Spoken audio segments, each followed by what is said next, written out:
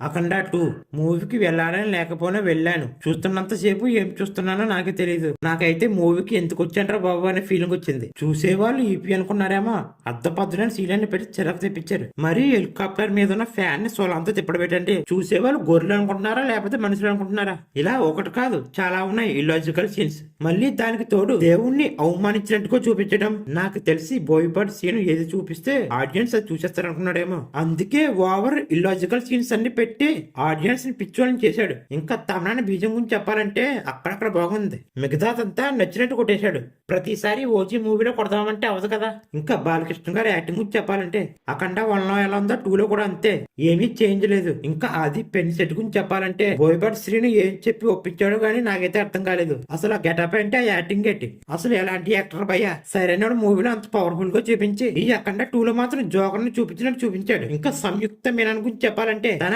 Character కూడా అంత importance లేదు, ఉన్నంతలో ఓకే ఓకే అనిపించింది. ఓవరాల్ మూవీ గురించి చెప్పాలంటే ఈ అఖండ 2ని ఒక్కసారి చూడడం కూడా ఎక్కువే.